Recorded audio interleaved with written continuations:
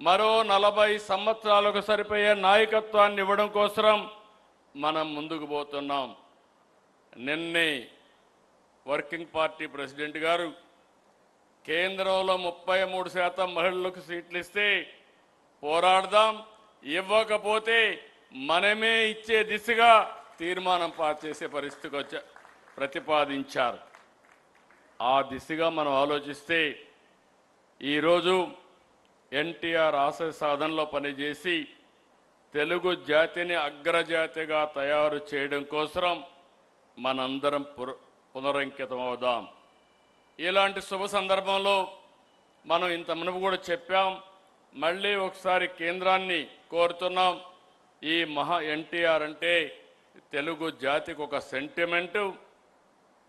తెలుగు జాతి మొత్తం ఏకపక్షంగా ఆరాధించే ఏకైక నాయకుడు నందమూరి తారక రామారావు గారు.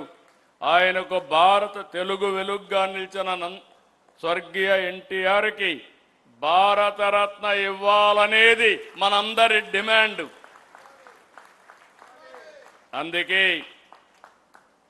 తెలుగు జాతి ఆత్మ గౌరవానికి ప్రతీకగా నిలిచిన మహానేత, విశ్వవిఖ్యాత నట సార్వభౌముడు, ప్రజాహిత పరిపాలకుడు శ్రీ నందమూరి తారక రామారావు గారు తెలుగు ప్రజల హృదయాల్లో చిరస్థాయిగా నిలిచిపోయారు.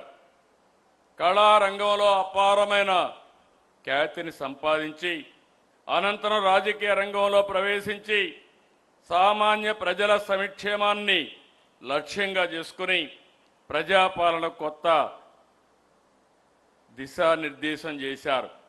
తెలుగు జాతికి విశ్వ ఖ్యాతి తీసుకొచ్చిన ఎన్టీఆర్ గారు బడుగు బలహీన వర్గాల అభ్యున్నతి కోసం ఎనలేని కృషి చేసి ప్రజల మనస్సులో చిరస్మరణీయంగా స్థానం సంపాదించారు. తెలుగు వారి ఆత్మగౌరవ నినాదంతో తెలుగు ప్రజల ఐక్యత కోసం బలోపేతం చేసి దేశ రాజకీయాల్లో ప్రాంతీయ పార్టీలకు గౌరవప్రద స్థానం తీసుకొచ్చిన మహోన్నత నాయకుడు శ్రీ ఎన్టీఆర్. భారత రాజకీయ చరిత్రలో ఆయన సేవలు విశిష్టమైనవి, అపూర్వమైనవి. అందువల్ల తెలుగు ప్రజల మనోభావాలను గౌరవిస్తూ దేశానికి తెలుగు జాతికి ఆయన చేసిన విశిష్ట సేవలను గుర్తించి భారత ప్రభుత్వం స్వర్గీయ నందమూరి తారక రామారావు గారికి దేశ అత్యున్నత పౌర పురస్కారం భారతరత్నను ప్రకటించాలని మహానాడు ఏకగ్రీవంగా తీర్మానిస్తుంది.